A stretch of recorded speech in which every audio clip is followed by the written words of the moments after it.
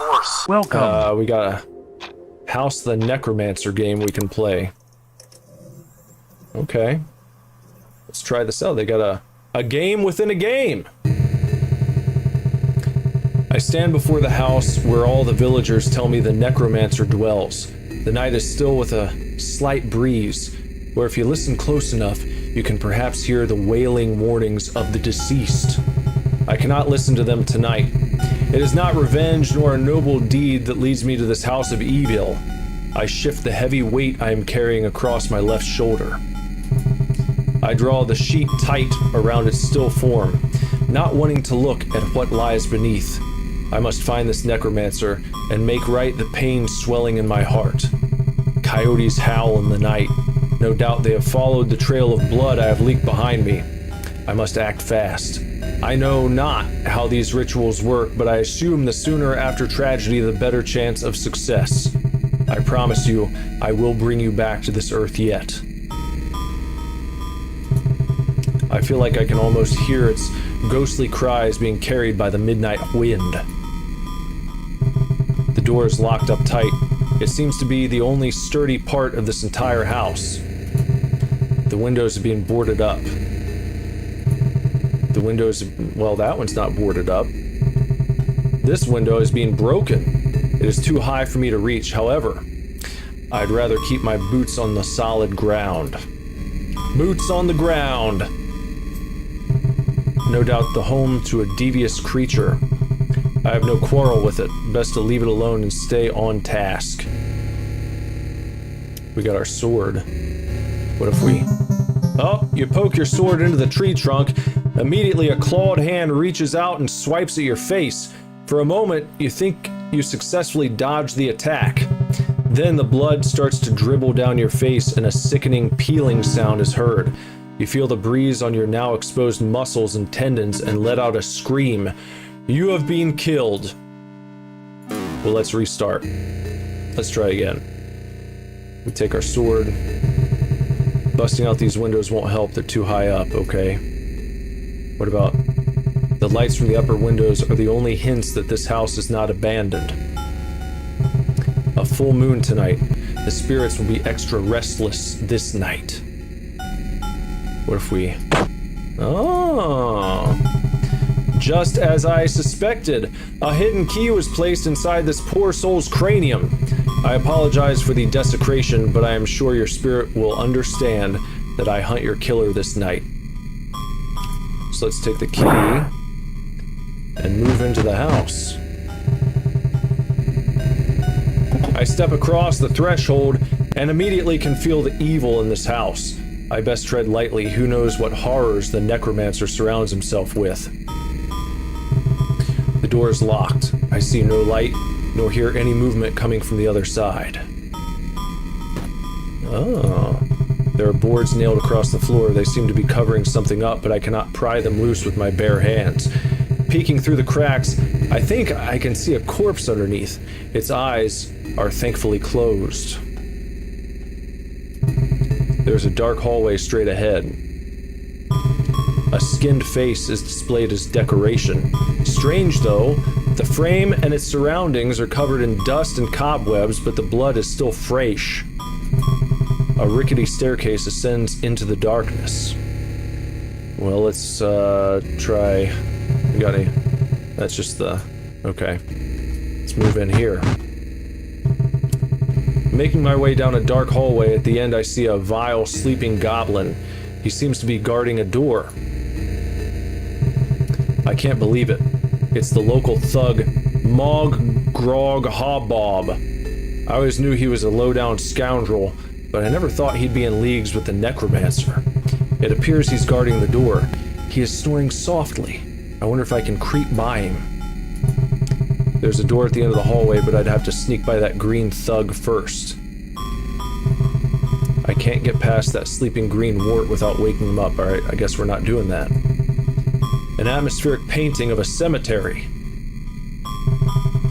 A tray with a white powdery substance cut into lines. He's doing coke! What a no-good druggo. Maybe I can sneak past him if he's crashed. I quietly and carefully rummage through the drawers. but find nothing other than cobwebs and rat droppings. Well, what if we try and slice him up while he's asleep? You lunge at the snoozing greenie. The element of surprise gives you the first blow as you cleave your sword into his shoulder. However, in his drug-fueled rage, Bob is faster and stronger than you anticipated. In one brutal swing of his axe, he cleaves your head off, and it's lights out. Luckily for you, you're not able to see the aftermath as he screams his battle cry and drinks your blood. Luckily, we were able to view your demise. You are dead in case it isn't clear. Clear enough! Alright, well, let's just get back out of here. Let's maybe try going over here, this way. This room looks like it was once a study, a chessboard and telescope being the most prominent objects in this room. There's someone peering out from underneath the table. The sweaty man mumbles, so you cannot tell if he is speaking to you or himself. The knight patiently awaits his master behind the mountains. A chessboard. It appears there is an unfinished game in progress. What if you... Guess you can't do that. Alright. Telescope. Okay. Even through the boarded up window frame, you can make out the brightly lit night sky. There are cobwebs in almost every corner of this house. Where is a maid when you need one? An old faded chart hangs from the wall.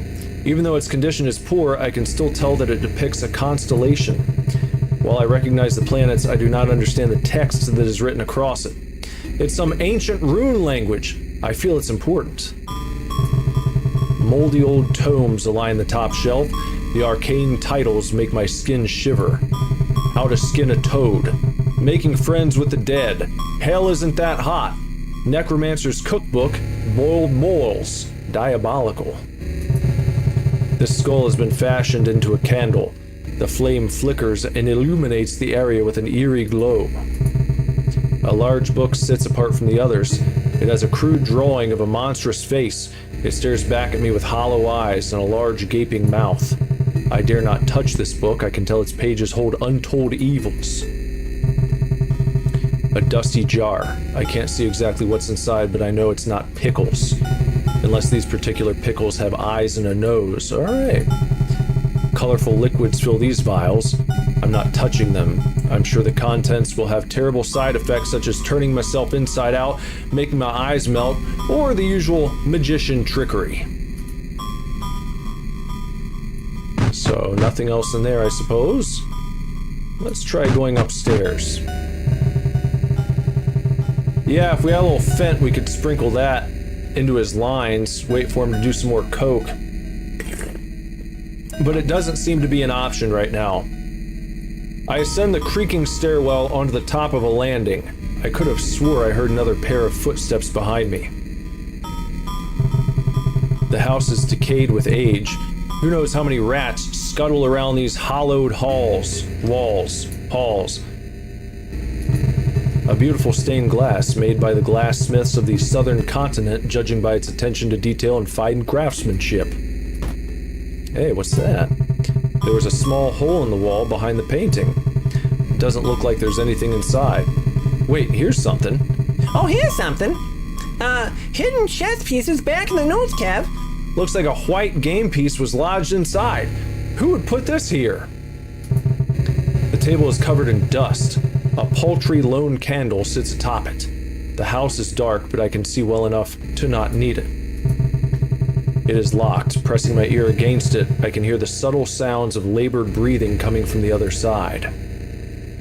So we can take this chess piece back to the chess room, to the chess table. Now I'm gonna be honest. I've done this for this reason. Because he gave us a rather cryptic hint, didn't he? So I sat here, and here's what happens when you get it wrong. You made a fatal move on the board. The weirdo screams at you, beats you to a pulp, and then rips out your intestines before your very eyes. The last thing you see as your vision fades and your soul begins its journey to the other side is pearly white needle-length teeth biting into your insides like candy. You are dead. And then you have to restart. So I went through this because I was like, I don't know what that means. I'm not a chess player. I don't know. Like, I have a I know that the knight can move or not diagonally. He can do like an L shape kind of. But I sat here and I just tried bip, bip, bip, bip, bip, like all the way up until I found out that it goes here. The man lunges out from the table and screams as you make the winning move. Flames burst from his hollowed eye sockets as he curses you and burns away into a heap of ash, leaving something behind on the board. A green key. An old key. It's covered in slime. So you might ask yourself, well, why would you have died earlier if you know what to do and how to avoid things? Because I wanted you to see some of the death scenes, because I think that's kind of interesting.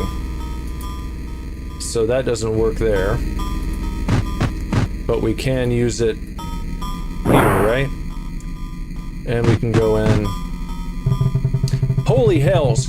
You've never seen one in person before, but you can easily tell that the man sitting sullenly in the cage is a dwarf. Even in this pathetic state, his bright orange hair seems to almost glow, and his muscles pulsate instinctively. He does not acknowledge your presence.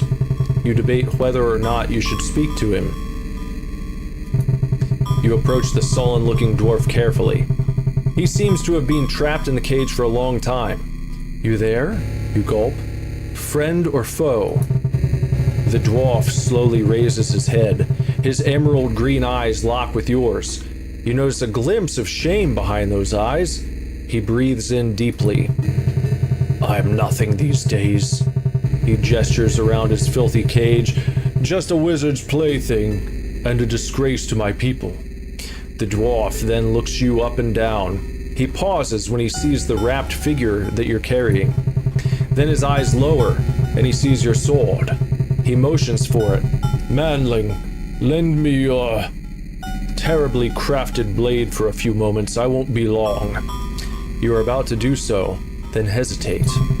Why? You ask. The dwarf is annoyed.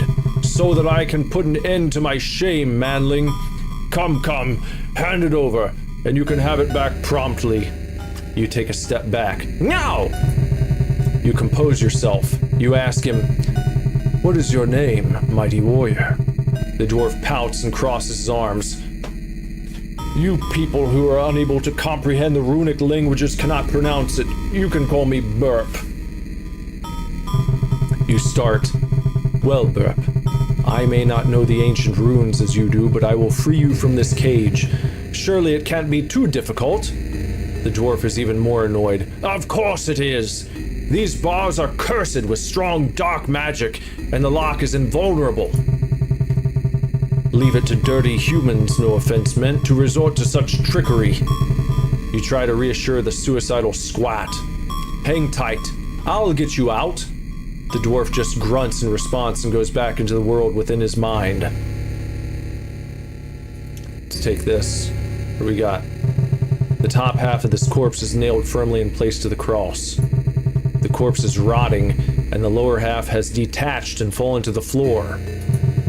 A splintered wooden table. Luckily, there's no strange man underneath this one. I don't see a point in hacking it to pieces, so we can't do that. Let's, oh, nope, sorry. So sorry. We had the runic shit on this right here. You ask the dwarf if he knows what is written on the chart.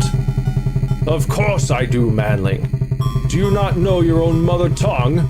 The planets live and breathe as we do. They all have names, preferences, and are created to be viewed by us lesser beings. This chart tells which planets are the most vain and demanding of attention from most to least. The first and most gaudy of them is Garrus, a proud and red planet with a blue ring. The second is Fathom, said to be the most beautiful of all. It is a crescent moon with 2 orange rings. It is where my people originated from centuries ago. third are the twins, Brutus and Brutal. They are considered one and are two small blue and pink planets in the southern sky. When twins are born, it is said the mother has been blessed and favored by these two. Fourth is the powerful and bright Solaria, a burning orange sun in the northern sky. She is pride and passion rolled into one burning mass to remind us the light always shines in the darkness. Lastly is the mysterious Jupiter, a medium-sized blue planet surrounded by two red moons. It also has 3 stripes that run across it. If you weren't paying attention to what I said, manling, you may ask me again the order in which the planets like to be viewed. Maybe have a quill and parchment available next time, though. I do not enjoy repeating myself. Alright, so we've got his sequence of planets, and what we'll do next is not that. We're going to go over here, and we're going to take a look through the telescope. Now, I've made note of that. I had my digital quill, if you will, and I went ahead and where'd I put that down? I wrote that down. Where'd it go? Where is it? I made note of it. Where'd it go? Hold on one second. Okay, I've got it. Alright, we've got the red planet with the blue ring. Focusing on it makes it seem to glow. And then we've got the crescent with 2 orange rings. Alright, Huggy, thanks for hanging out for a bit. Check out the rest of the stream tomorrow, see how the game ends, see if we catch Harold, or if Harold catches us, and I suppose we'll do Legos tomorrow, probably around 10:30ish. So stop by for Legos if you want to. Let me know what you thought of the stream, and we'll see you then, buddy. Have a good night. So the crescent with 2 rings, the blue and pink planets there.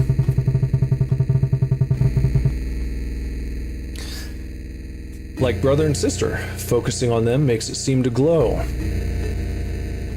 And then we got the orange, one of our dimmer suns, focusing on it makes it seem to glow. And then the blue with 2 red moons. A colorful blue planet with 2 red moons close in orbit. Focusing on it makes it seem to glow, and we heard a noise in the room. Why, a hammer fell down. Looks like the bookshelf moved, revealing a hammer behind it. Maybe the stars truly do show the way. Alright, so we'll get out of here. And then back in here, let's use this. I carefully use the hammer to wrench out the nails and then lower the corpse off the cross. It is in danger of disintegrating in my hands.